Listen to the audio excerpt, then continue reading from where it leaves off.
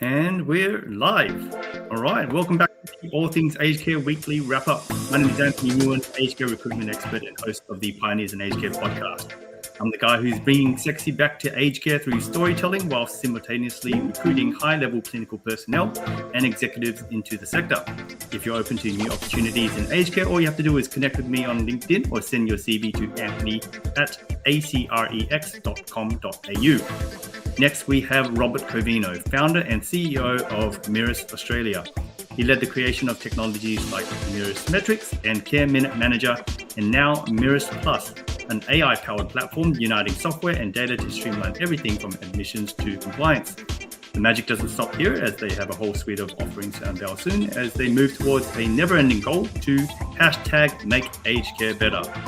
Rounding out our hosting crew is Owen Matheson, Strategic Growth Advisor and Connector at Mission Critical and founder of Aligned Equity. He's the matchmaker behind Mirrors Plus and works across Mirrors and Dayspring Care to bring together the right people, strategy and partnerships to unlock real growth in aged care. He's also the co-founder of Steward, a community connection platform focused on helping people connect, belong and improve their well-being, all in on the mission to make aged care better. And our special guest for today is the Project and Policy Officer and STARS Volunteer Coordinator at Community Industry Group, a self-described people geek and positive change curator. She brings a wealth of experience spanning organizational development, mental health and community services. Throughout her dynamic career, which includes strategic leadership roles in major corporate, retail and government sectors, she has built a formidable reputation as a leader who brings people together, builds trust quickly and turns complex systemic challenges into practical action. Currently, she is at the front line of one of the healthcare system's most pressing issues, delayed hospital discharges. By leading a dedicated team of volunteers across the Illawarra and Shoalhaven regions, she provides critical emotional and practical support to older Australians navigating the daunting transition from hospital to aged care. A fierce systemic advocate, she truly believes the future of aging will be shaped through courage, partnership, and a willingness to have the conversations many still avoid. Ladies and gentlemen, please raise the roof for Tanya Southworth. Hello. And I got through that with my new Invisalign and I was listing all over the place. So hopefully I'll practice it. There was a lot of S's in there. So welcome, Tanya. How cruel. Hi, Tanya. How are you? I'm good, and thank you for that introduction. Lovely to be in the room with you three. All you making people that contribute so much to what's happening in aged care. So I'm in good company.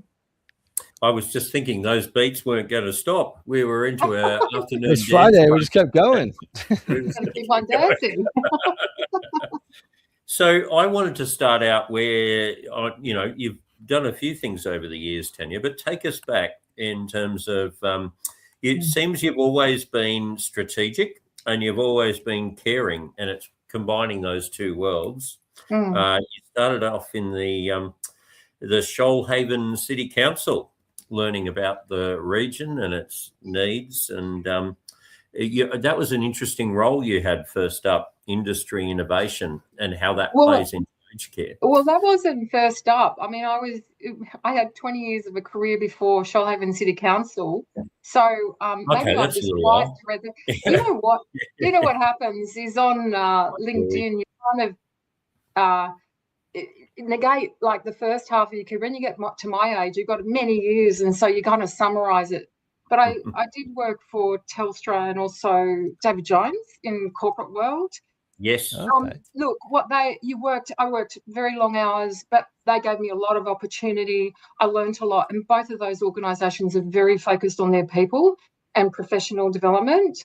And they put me through university, and I learned a lot. But I got to a point where I thought, actually, I achieved that sort of career goal, and I thought, actually, this isn't enough for me. I want to be doing it. I am a very caring person, and trying to make more money out of customers, really, at the end of the day, is what they're trying to do, is that kind of corporate organisation, it's survival. But for me, it wasn't enough. And, if I'm going to work this hard, which is just my innate way of operating, I wanted to do something for the community and something that makes the world a better place. And then I worked for Shoalhaven City Council in economic development. And so that was really an amazing experience. And I would say everyone in that council is really dedicated to their job. But in economic development, you look at all different parts of our economy in the Shoalhaven and look at how we can create jobs and work, because that means people have money, they can pay for a roof over their head, but it's also about building and construction. But that gave me a great introduction to the community sector. And one of the things that was a bit of a battle for me in council, in an economic sense, is to talk about the value of aged care, disability, community services in that environment, how it's a foundation for a really good community. And yes, so it led me to other work in mental health. And a lot of times I've been able to bring my corporate background into the mix.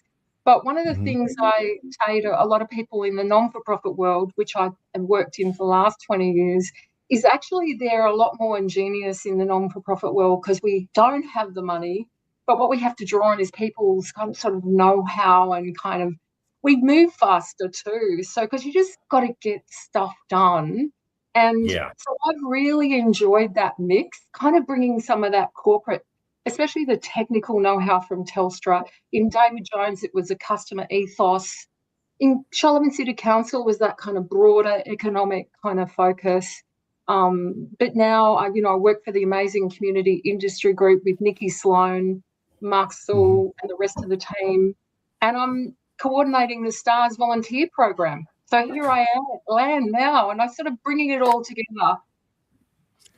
I love that, because I think what you're doing is so important, that work you have with Nikki and the team down in Illawarra, and it's certainly one of the topics we wanted to explore with you today. And we've had Mark on and a lot of that team talking through. But just for the listeners, I mean, right now, somewhere in a public hospital across Australia, there's an older Australian who's ready to go home, and their bed is needed by the next patient, but they can't leave. So part of what we wanted to unpack across that is, it's hundreds of people that are exactly in that position in Illawarra, and that's only 1 in 5 hospitals that that we've been talking about. So I guess to frame it up for part of this discussion today, we certainly have known this wave is coming for 20 years, and the initiative STARS is one of the many pillars and strategies we need. But I guess why weren't we ready? It's a really good question, and I think there's a couple of reasons for that. I think older Australians, if I think about my mum, they're kind of the quiet, older generation. They just get on with things. They don't want to make a fuss. And also they don't, when it comes to planning and things, they don't really want to disclose anything to the government or to anyone else. And they also don't want to have the conversation with their family either. It's kind of stick your head in the sand and wait until it's a crisis, and then we have to deal with it. And I think it goes across cultures too, because I think some different cultures like to really look after their own family, and it's seen as being kind of disrespectful or wrong to be able to, to think about someone else looking after your parent or grandparent as they get older. So I mean, all that kind of cultural aspects and kind of, the aging demographics. It's the first time we've had this kind of mix of demographics as well. So to be fair to everyone, we haven't been in this boat before. And so, of course, it's a little bit awkward having all these conversations. I mean, I've been talking to my mum about, she's 84 this year, and I've been talking for 5 or 6 years. And only now is she starting to kind of want to have the conversation with me. And I think the reason is because she's starting to see where she needs a bit more assistance. So that's me as an aged care person used to talking about this stuff. It still takes me 5 years to get my mum to kind of want to have the conversation with me, where I feel like I'm not kind of harassing her. Like don't get me wrong, we don't talk about it all the time, but when the opportunity arises, When some of her things around the home are getting too much for her, I bring it up. But now she is, and she's about to turn 85 this year. So, yeah. Good on her. Yeah. Well, we are a young country, so yes, I mean it is part of our growing. We're the lucky country as well, but I'm still working on my Australian, but I love the the culture, the spirit, the have a go, which is another theme that with a lot of our panelists that is part of really their whole career, and where these fantastic organizations like STARS come from. It's people having a go. So that brings me a lot of confidence that this is it's a multifaceted challenge that we're working through. But bring us down to that ground level though, with the with those programs and also your fantastic work with Nikki and Mark. Like, walk us through and the listeners through what it actually looks like when you're the first to sit maybe bedside with someone in a hospital who can't go home, and what's going on, because I think when I saw with my father-in-law and your mother, they're aware of what's ahead, but they're not actually in that situation yet, or maybe they have been in it. But what is that? Well, for most people, it's a big shock. It's a really big shock, and like I was, one of our volunteers at one of the hospitals just had a chat with a lady whose 96-year-old mum had just gone into hospital for the first time, because her mum had been in really good health, lived in a granny flat, but had a really bad fall, and now she was in hospital, in bed, bedridden, and the assessment decision around them was she had to go into residential care because she needed that 24/7 care.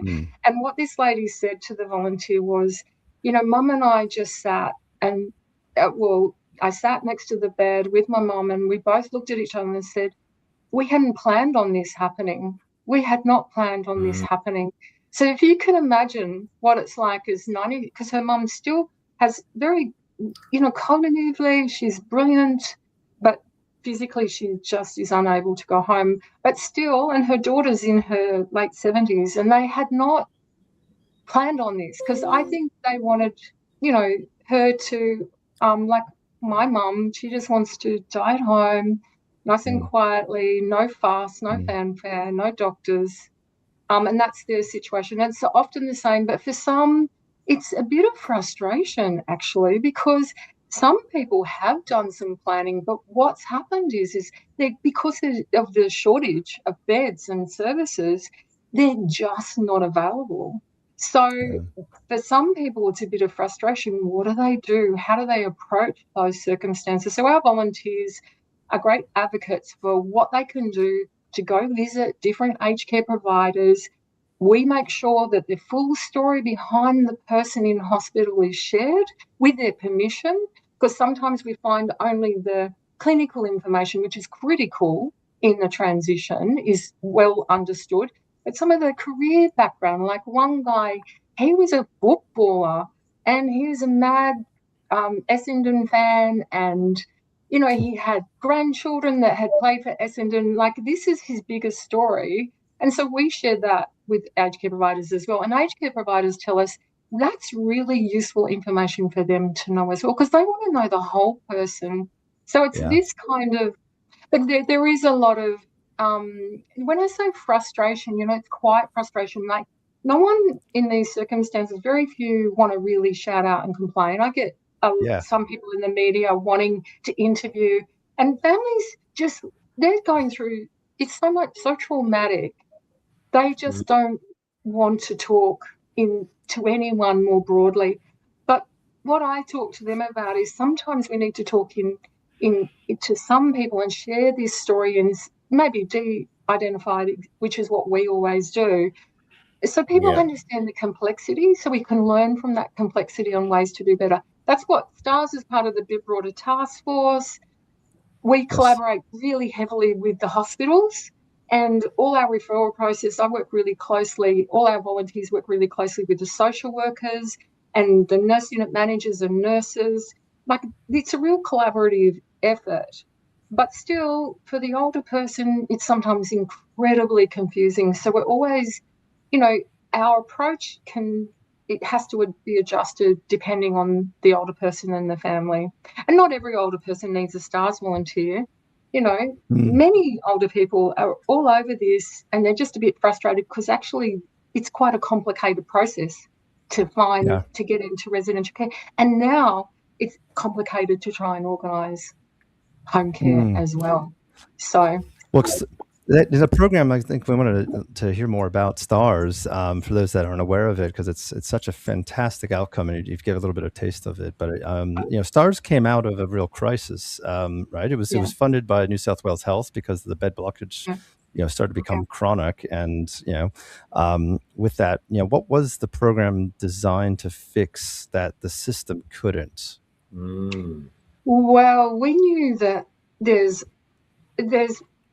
a situation where we've got a health system and hospital system here, which is funded and operates in a very different market than the aged care, which is an open market and lots of different providers. But, you know, the hospital systems like Medicare, and we knew that the steps between the two, which have to be taken by an older person, were really complicated and difficult.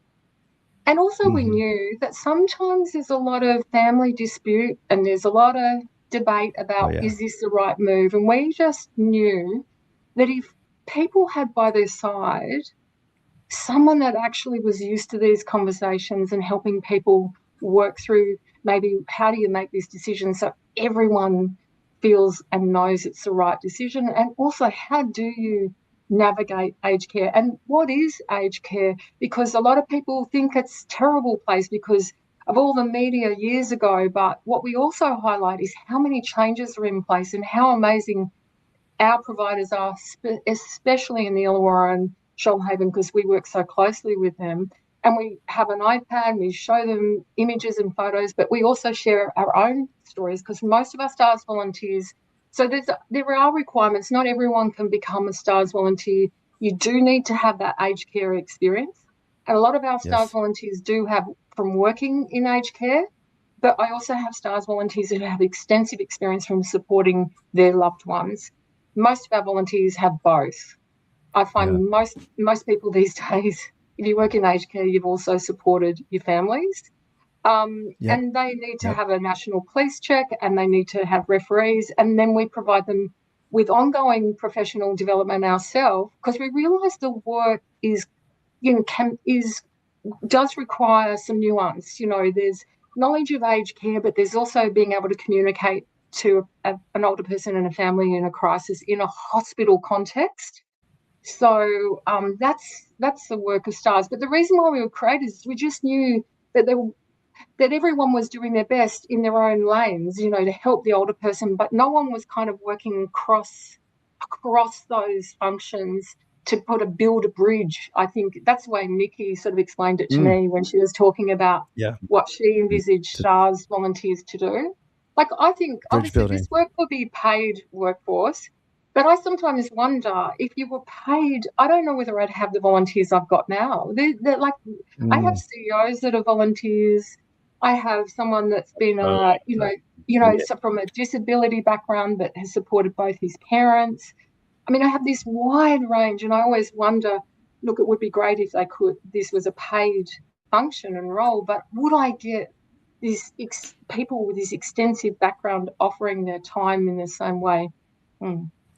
Yeah, probably not. I mean, we heard from Paul Sadler on that too, with Meals on Wheels and just the increasing cost of petrol on the volunteers. I mean, that it starts to get to a point where they're putting their own livelihood into volunteering time. It's starting to erode from, you know, quality of life and other commitments they have. So it is a strain everywhere. But it's so important because I can't imagine being a family or an individual that is feeling like they have to navigate that transition alone. So that.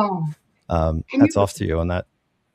Yeah, can you imagine, you know, if English is your second language, if you don't have family or you're disenfranchised from your family, and, you know, some people they may have one very close friend, you know, I mean, this is the reality for quite a few people in this situation in hospital.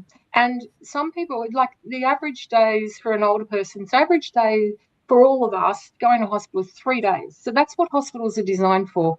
Get you, fix you up, get you out, because that's what we all want to. So they're very depersonalized. Their staff are very caring and brilliant, and very clean and tidy, but then nothing personal around you. But for an older person, the average length of stay is 66 days. So wow, it's a long time. Yeah. And a lot of people we support have been in there for longer than 8 months, some more than 12. So this is not a good situation. And I feel very honoured to be part of the STARS volunteer group who offer their time. Like, we're not going to fix every problem. And sometimes we need to understand that with our volunteers and with my supervision is to remind them that sometimes you're not going to solve, may not be able to solve it, but simply spending time with them and being someone who cares, who's someone from the community, that independence seems to for older people as well. And feedback afterwards, we don't get a lot because people have just got a lot to do in their transition. But some people that do thank us say just having that person by our side, someone to talk to, and someone who's there to kind of help us work through the rough bits of what we're trying to work out was really helpful. So, and you said on that, I mean, some dates there that really, I think, will blow the minds of people when they hear. I mean, we have had discussions about this, but you said that the longer someone is stuck in hospital, the harder it gets for them to make a decision. Why does also waiting so long in the hospital make people less able to choose more? What's happening at that? Yeah, it's different for most people, but I think the main reason is just the exhaustion and boredom and frustration and the kind of feeling like you're left in the hospital. Like, it's not the community they thought they were part of. It's the shock of all that. And so they lose hope a bit. And so that lack of kind of, when you haven't had an offer, not even one placement offer, it's very, very disheartening. And then when you do get a placement offer, what you're in your mind, you're going, I don't even know this place. I don't know. They're going to move. I got bundled off into an ambulance in my pajamas, right? And then I was sorted out, but 2 weeks later, a whole group of people sat around me, very nice people, doctors, nurses, social workers, very lovely, and my family. And they said, you can never go home again. You've got to go into residential care. Can you imagine going, and if it was me, I'd be going, no, I'm not. I've got my dogs at home. What about my personal belongings? Who's going to pack up my thing? Like, can you imagine all of this is going on while you're expected to accept the decision and follow through? And you do feel like a lot of people are telling you what to do in the hospital where, one of the things our volunteers do talk a lot about, well, in residential care, it can be very different. You will have a lot more say. You can have a wine or a beer at night. You can, watch the footy. You can have your meals in whichever way you would like, in your room or with others. You can go on social outings. You can go out with your family. It's because some people think, actually, I think and this is a small percentage, that the hospital care is the best possible care for their loved one. And they're worried that they go into residential care and they're not going to get the same level of care. So that's another. So as you can tell, there's so many multiple factors, and it's, the social workers do an amazing job, providing the information, helping with the paperwork. Take us to the other side of that, Tanya. I noticed that you had a role with Warragul on the other side, being involved in preparing for the intake of a new resident. What are the sort of things, being on both sides of the fence, that you started to develop there to help support the STARS process from the provider side? Well, when I was in Warragul, it was more organisational development. So it was all about the recruitment, onboarding and professional development of people that worked at Warragul. And so in Warragul, always very focused on, you know, older people and what they needed and what was best for them, and also making sure everyone that worked there had that ethos in the way they worked. So I think it was always the focus of everyone is the very best of high quality care for those that were residents. And there was always thinking about how do we ensure that transition and their first introduction to Warragul is a really, really good experience for everyone involved, particularly family members and friends that are helping with the decision making. Yes. So Warragul's a phenomenal organisation. I loved working there. And thanks to Jenny Hutchins. And Mark, the CEO before. Yes, shout out to Jenny and Mark and Alyssa, who we had on the other day. And Alyssa and Craig Smith, they're still there. There's so many amazing people. Yeah, amazing. Yeah. But I do think that experience is really helping me with the STARS program in understanding, like when we do connect with aged care providers, I'm very, very aware of the information they need and what's helpful for them. So that's been really, really good. And also having those connections, like Mark's got lots of connections as well. We're all very united in the Illawarra Shoalhaven region with our aged care providers, and that's really helpful too. They're very committed to supporting people so they're not in this terrible situation stuck in hospital. Well, I mean, that's more of a question for a Mark in a way, but where do you see the gap between the hospital and aged care structurally? And, you know, what would you do to address that gap if you could? I think it's getting better. I think it's improving because we're sitting around the table a lot more. We're thinking about the way we share information. There's a lot of, you know, they're totally different systems. And also there's a lot of different type of language used, although the clinical information is obviously consistent. But as I said, with residential care, it's the whole of the story and the whole of the person, because that's what they're interested in. Because in residential care homes, it's a whole community of people. So they're really interested in how they make that mix work really well, which is a real benefit to the older person as they move in. So I think we've still got a way to go to improve those communication systems.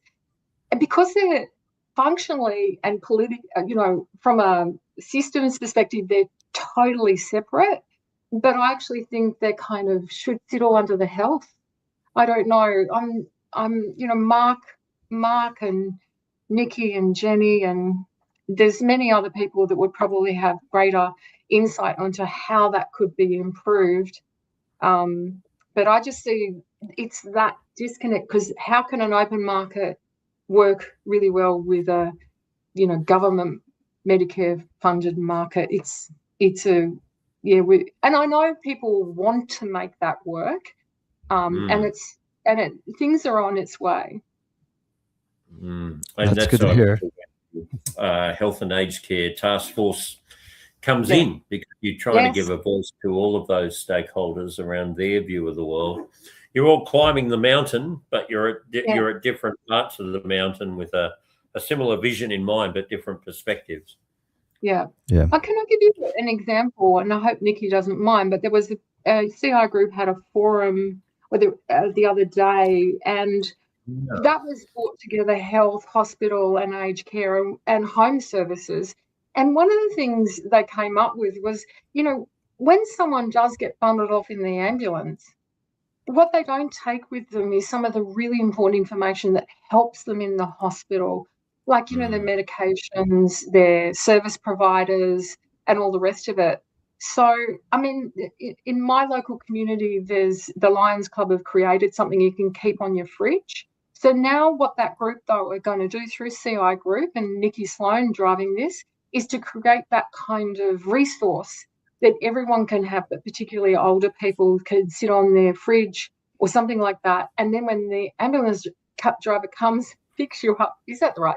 An ambulance person, is that the correct term? Comes and fix you up. paramedic?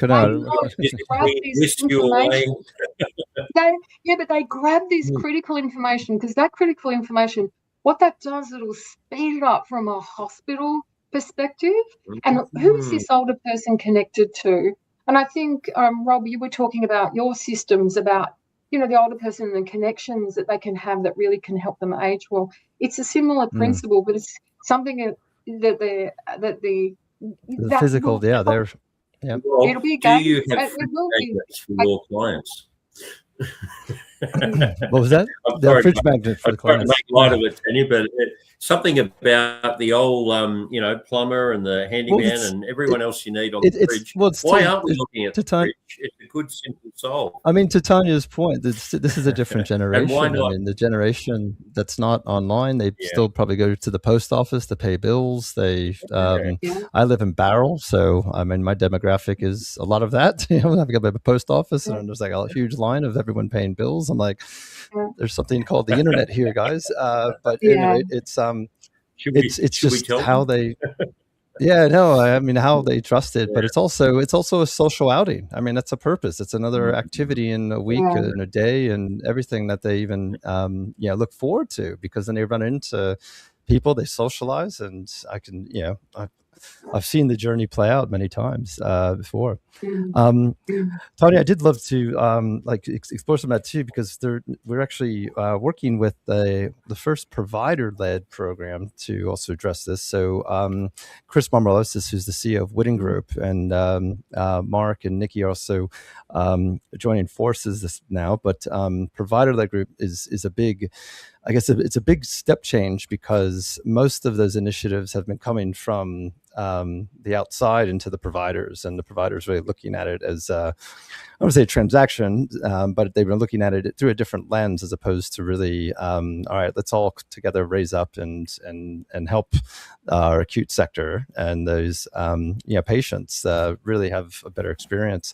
And so Monday we've got our first workshop with the Commonwealth and also New South Wales Health, where we have 4 local area health districts. But what we have is a platform for the discharge planners, and a lot of what you've been talking about is giving more concepts to suggest to further design areas. But it's really, the starting point is really using existing data that we have with the providers' Medicare, and that gives us an availability and an insight to the industry of where the beds are. So then the conversations that can be had with the families and the people, you can start talking about, maybe you have a daughter that lives in Brisbane, as opposed to Campbelltown, or vice versa, to really enrich that and start that journey as a much broader and, dare I say, a patient-centric discharge approach.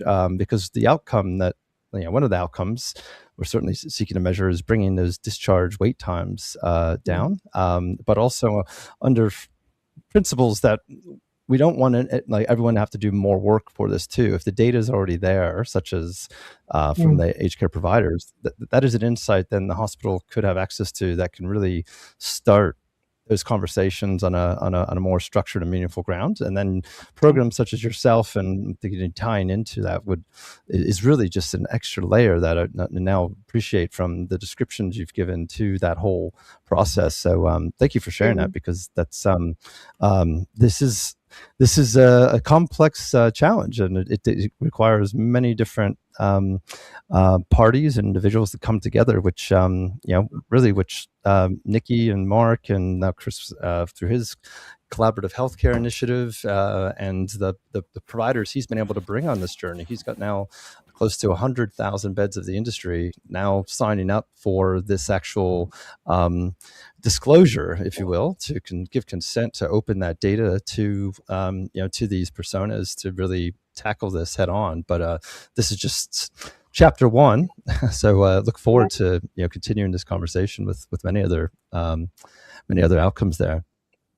We're at that. Oh, sorry. We're at the part of the show where we invite people backstage to jump on and join us. We've got Val Fell coming up first. We've also got Kathy Stanford and Kim Davies backstage as well. So as soon as Kathy and Kim, if you do want to join us on the show, Kim, please. That is too Kathy. funny, yeah. Stop it. That was a good pickup, Owen. All right, Val. Tanya, how do you know Val? Well, Val and I are good friends and colleagues, really, because she's been a part of our task force with CI Community Industry Group. And remember, we've got a broader task force with all levels of government, cross health, aged care providers, and people like Val to kind of be the guiding force behind how we fix this crisis. So, yeah, and I've had the pleasure of many chats with Val because I also went to her the dementia forum that she runs every year, but I'll let Val do more explanation of that. But I go every year because, one, I get connected to so many people. They're fantastic presenters. And I also find all the speakers, like I learn so much from those forums that it's made a difference in the way I do my work. So thanks to Val. Brilliant. Good on you, Val. Love to hear more about your story, Val. Tell us a little bit about your journey and how you first came to learn about aged care and the sort of roles that you've had. As I said to you before, I'm fairly old and I'm one of a family of 11 children and I'm the 8th in the family. So my first introduction to dementia was in the 1960s when I was an observer of what happened when my sister's husband developed dementia. And in those days, they just said Alzheimer's. In fact, he was misdiagnosed to start with because he began to show signs of changed behaviours, etc. The doctor said, "Oh, you're about to have a nervous breakdown. We'll put you into hospital and give you shock treatment." That's what they did in the 1960s until a year or so later, or might have been sooner than that, they said, "Well, actually, you have this new thing called Alzheimer's," because Alzheimer's didn't come into being until the 1906. And of course, in those days, it took things like research into medicine and all other things to take some time to permeate through the world. But, that was my start of the journey because I was observing what happened to his family and my sister and the effect that had. And in those days, it was a biomedical model where the people were just put into the wards and in a hospital or a nursing home. And in the mornings, we're sort of woken up and dressed and medicated and taken to breakfast. And then they were put in their chairs till lunchtime when they were given their lunch. And then in the afternoon, they had a nap. And then in the evening, it was a case of having dinner, taken back to bed, medicated, and lights out. That was it. There were no such things as meaningful activities or anything like that. I didn't know what it meant then. So that was completely different. And that was before, or in fact, you weren't even quite often cooked. You were known for your disease rather than for your personality. They would say, "Oh, he's a dementia in that ward, and he's a measles in that ward." Not a measles, but he's something else in that ward. Then that was before the John Howard Act in 1997, when another brother-in-law just after that time was also diagnosed. Now, the first person was very quiet. Johnny was very, very quiet. Bert was also quiet, but they had different occupations, different backgrounds, and this is where the narrative about their holistic view of life is, started to show the difference between the way people should be treated. The second brother-in-law had been an anti-aircraft gunner, and they told him in the first instance that he had tinnitus. Then they discovered that no, he also had Alzheimer's. But the system started to change that. And my second sister had much more help generally from various organisations. And it was about that time, or just before that time, Henry Brodati had started off the Carers Association for Alzheimer's, the Alzheimer's carers. So I was observing all that, and then my husband started to show signs of dementia. at the turn of the century, and my neurologist gave me a piece of paper and said, I think you'd better join Alzheimer's. So I immediately joined Alzheimer's, and that was in 2006. And that's when I became a dementia advocate and became a carer. Then in 2013, I became a former carer. Yeah. And now, at the age of 97, I am a participant in the system because I'm on a package. I still live alone at home. But I started I started. Good on you, Val. 97 and still living at home. Yeah, that's amazing. What is your secret to longer life? Do you think? Being busy. Yes. Keep yourself occupied. Don't become socially isolated. Even though at the moment I'm a bit more socially isolated than I was before because I have a mobility problem and I have to use a walker, blah, blah, blah sort of thing. So I don't sort of go out a lot as much as I used to because it means I have to get a cab and all the rest of it. And that becomes expensive even though you're on a package. But most of my package goes on physiotherapy so that I can keep going. But that's another story. Keep the maintenance program happening. When I was at Ian was first diagnosed, I joined the Wollongong Alzheimer's Club Association, and we got to the stage where that was getting very big, and it was decided the council would run, not the council, Corunga were running that, the Primary Health Network were running that group at the time, and they wanted to change the date, and a lot of people said, we can't go on that date, we can't go on that date because all our arrangements for years have been for a particular day. And so they said, we can't come if you change the date from Wednesday to Tuesday. And so I said, okay, I'll start another group. Love it. A simple, practical solution. I started studying dementia then, and and doing short courses and all the rest of it. And I've now been running a carers group for a support group.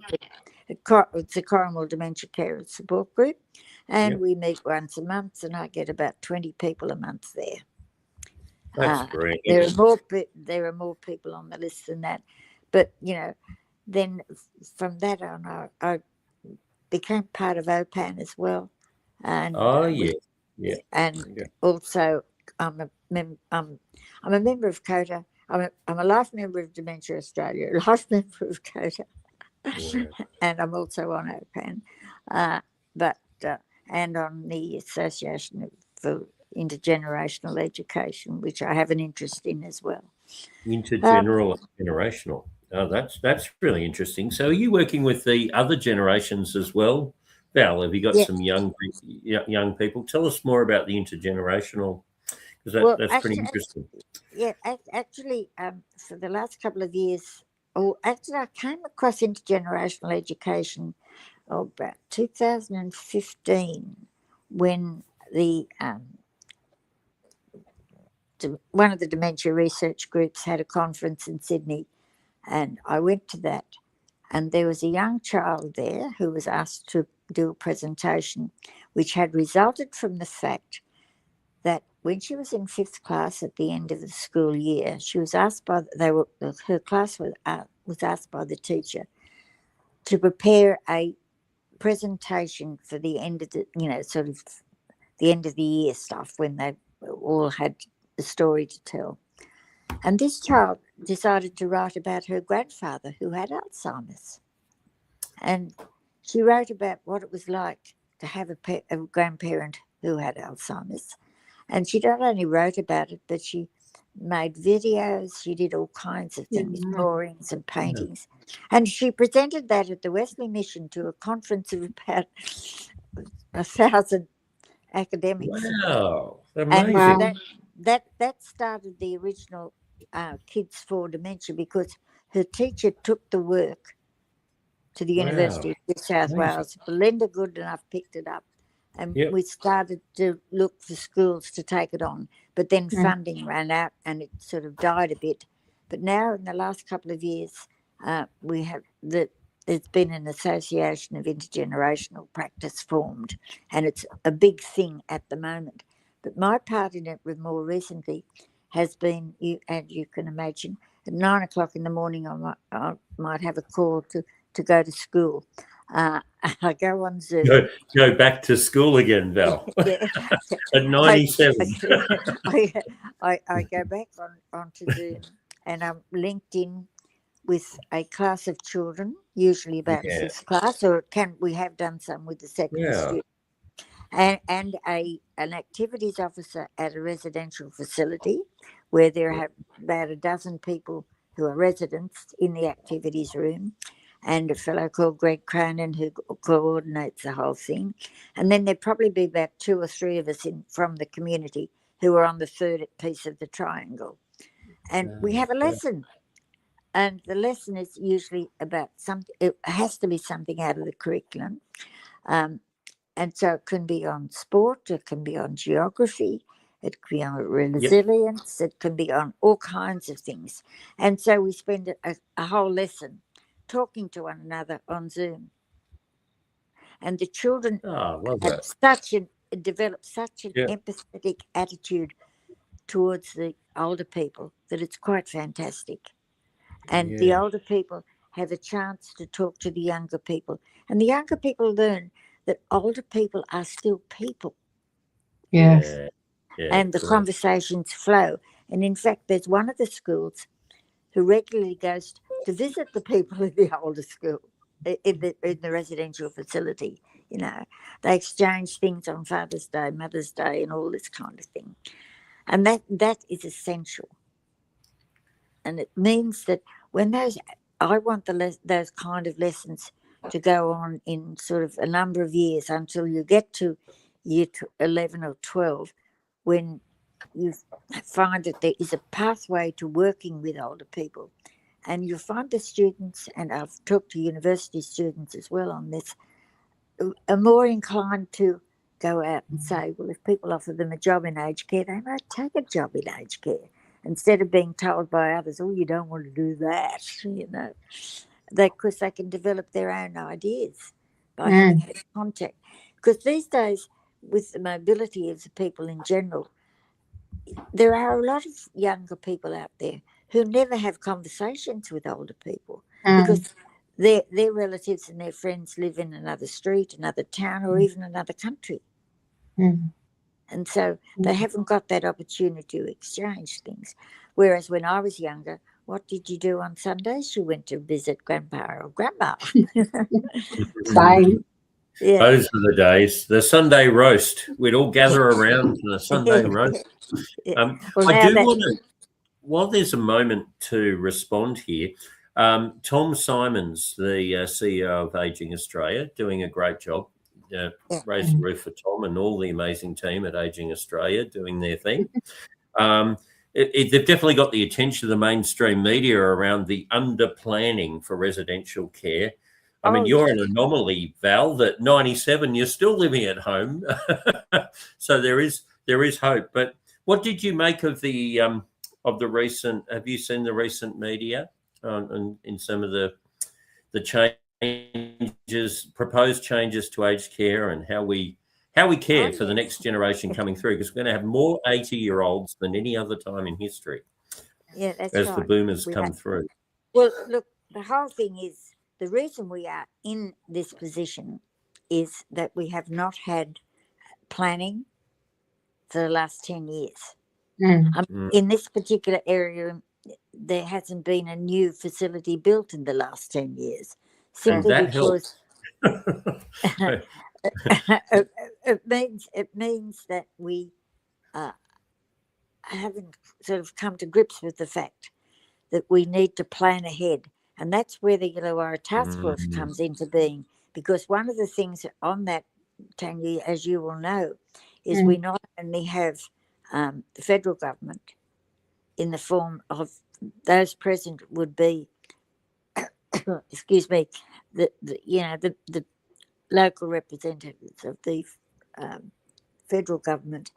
But we also have this stewardship program where we actually have an aged care office in Wollongong.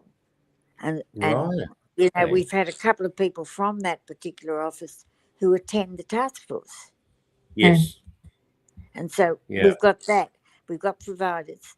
We've got, the next layer of government with Ryan Parker's always there. And then we've got the Primary Health Network there. We've got Margot Maines there. We've got... Margot Maines, doing a great job. Yeah. And so... Lou Fox alongside Margot. Who was We've got all these people who are there who have the same aim, and that is to improve the system that we currently have, or improve the system that we don't have. And we've got people to come from all areas. And having the local council there is imperative, because we can't get anywhere. Because, somebody decides to build a home, they go through all the things of designing it and all the rest of it and what have you, and they put it to council. And what has happened in previous years, it's just been stopped. We haven't had the development application approved. I can point to a number of places. We do have the planning minister, Paul Scully, is actually based in Wollongong, isn't he? And well, Paul is always at these meetings, both Paul and Ryan. Yeah, he seems very engaged. We've got Paul, Ryan, and Alison all there, right? And of course, we've got people like Jenny and Mark Sewell and everybody else, and Mark, and they did a great presentation. I think Paul was saying they're committing to 28 days on a turnaround for that approval process, which is a big movement from 90 days and beyond. But it was interesting, Val, what Mark Butler, the federal minister, said was that we would need to build and bring online a new aged care facility every 3 days to meet the current. Because there are a little bit of work to do. Nationwide, there are about 3,000 people sitting in hospital. But I don't know whether I'm fortunate or unfortunate. I've had another experience. I had to go to hospital about 18 months ago, and because of bed block, I was waiting in emergency for 24 hours. Then they found a bed for me, but the only bed they could find for me was in a geriatric ward, but it was a ward in which more than half the people were waiting to go into a nursing home or go home with the appropriate care, which doesn't exist at the moment. So I was locked in a dementia ward. Oh gosh! Well, of all people, the very crusader for dementia who has all of her memories. The irony. Well, you see, I was a geriatric, obviously, but But you would never be forgotten about, Val. I spent just over 2 weeks there before they eventually, much to my daughter's delight, shifted me up to Bulli, which was fantastic.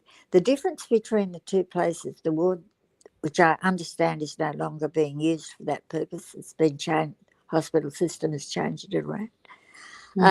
But my daughter was getting to the stage where she didn't really want to come and see me because of the things that went on in the dementia ward. People wandering around and all the rest of it. Pinching my phone and pinching my earphones. Oh, really? Got to watch them. and try to get into bed with you as well. Oh, you're right. But one of the funniest things was that when I went in there, I was in the 4-bed section, and the other 3 beds were occupied by elderly gentlemen. And then one day, a lady was put into one of the beds, and I thought, oh, good, I'll have someone to talk to, and because the others didn't talk. And so she came across and she saw the flowers that I had. And she said, oh, where did those come from? And I told her that they came from the Council of Elders, because I was on the council at the time. I've just finished my 4-year stint on that. But So I told her, and she didn't know what it was, so I explained it to her. And then she seemed quite normal in that particular case. Then they put her to bed, and a little while later she had an episode, and she was wandering around, and they wanted to calm her down. And she pointed to me and said, "She's the voice. I've got to talk to that lady. She's the voice of the older people." You are, Val. You are the voice. Yes, yes. She's so lucky she had you. She's so lucky. Let me tell you about the forum this year.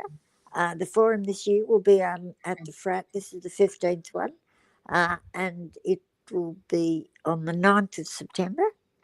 It runs from 10 in the morning till 3 in the afternoon. Doors open at 9:30. We have Tanya Buchanan from the department from Dementia Australia there. We have Robert Day from the Department of Health and Aged Care. Oh, we have Professor Lizanne Oye, who is from the University Health and Medical Research, University of Wollongong, and she will be talking about the title of her speech. Her presentation will be from skins to solutions. Okay. Well, we will definitely post something about that. Yeah, that's researching developing brain cells and then using them for attempts to find, an antidote or something or other. Yeah, fascinating. So she's been on 2 occasions before. She wasn't there last year. But in addition to that, we will have people from Allied Health talking. Yes. And we will have something we haven't had before, which is to get around to looking at this thing in a holistic fashion. We've got some chaplains talking about the spiritual side of aged care, and we will have a dementia choir. Have a dementia choir singing, or a dementia inclusive choir. They're not totally dementia. Singing. I was going to say, because how would everyone go with remembering the lyrics? You'd be surprised. Music is a fantastic therapy, and I can give you examples of that. But great. But they'll be singing at lunchtime, and then in the afternoon we'll have what else we got on? But all that. But we've got a full 20 minutes for 25 minutes of open question time. People, sounds like a very full program. I do have someone who would love to have a chat to you, Val, because we're getting close on time. But we've got Kim Davis. Too much of your time. No, not at all. We'd love to have you come back. No doubt you've got a lot more to say. Nikki Sloan says that you are a hero of hers, and loves the good work you do in the community. And Tanya, Nikki said to you, you were the only choice for stars. So Nikki is tuning in with interest. And we've got Kim Davis from a little bit further afield up north. She wanted to say hi before you go. So hi, Kim, how are you? Hi guys, how are you? Hello Val. I've had some chats with you on Facebook, so it's really nice to be able to hear you speak. I certainly hope I'm half as bright as you are when I'm your age. So yeah, it's been wonderful listening to you. I've sat here with a smile on my face the whole time. I really enjoyed Tanya's presentation too, and question. How do we, because I have sort of kept abreast of the good work that STARS has been doing, how do we look at getting funding or something for that program to run it, to roll it out in different states and regions? In Townsville, we certainly have a problem with bed block. I think most of our facilities don't have any respite beds even. So, we're in a really tight situation here as well. Yeah. I mean, I always think where there's a will, there's a way, particularly when there's people like you around, Kim, to advocate and push. And you can use the success of and Val, but the success of STARS is evident through we've got information we can share, and we've got a way of operating that we can share. So it is scalable, and we designed it from the beginning like that, but it's always, we do a co-design process with every region and every hospital and every people, you know, every region's a little bit different to the other. And so that's our principles, and we work very collaboratively with everyone, all the different stakeholders in the process. So they're our secrets of success. And I think you know why, because I can tell you already see why it's so valuable to do it that way. Absolutely. And, you know, I like the stories that you shared, and, you know, just from the work that we do and my own family and experiences, I see the issues that we're coming up against because of this problem. So, and I think unless the sector and government work with health, we're not going to get on top of this situation. And it's not just a matter of building more beds. I think there's other solutions that we can come up with. Yeah, that's right. And, you know, with our work, our focus is not what should be done or isn't done properly. Our focus is on what can we do. And it's amazing the ideas that people generate when we're sharing information and working together. It's incredibly powerful, but it also matters to older people in hospital. Often I say to them, you've got a lot of people in our community right now working really hard to fix this for your benefit. And you may feel alone, but you're not. There's people like in my organisation and in aged care and in the community that are really focused on fixing this so that you don't have this delayed discharge any longer. So, I mean, it's hard for them to feel that because they're in hospital for a long time, but I know it matters to them because they really feel disheartened by what's happened to them. They feel forgotten. And the longer people There's are definitely in a the work conversation. Sorry? We definitely encourage you to connect with Kim, Tanya, through our chat here, and because that's a conversation that we definitely have to see continue. Nikki Sloan would like to say, that's a great question, Kim, and we'd be delighted to share our STARS program with other regions. So there's an open invitation there with Tanya and Nikki to follow up. We're not just about platitudes and good ideas here at All Things Aged Care. We really want to stimulate action and outcomes. Unfortunately, we are. And he's gone. We're on the countdown. I hope it doesn't fall on me to do the outro, because I love Owen's outros. But I guess I guess I'll paraphrase what Owen normally says. We're going to thank you all for joining the show. Val, Tanya, Kim, Robin, Owen, and hopefully we have Kathy Stanford next time as well. And how does Owen say it? All for one and one for all things aged care. Yeah. So raise the roof. Raise the roof. Well, definitely, I can raise the roof. But thank you all. We'll see you all next week. Thanks for the opportunity. Hi, Val. Bye. Bye. Bye, Kim. Bye.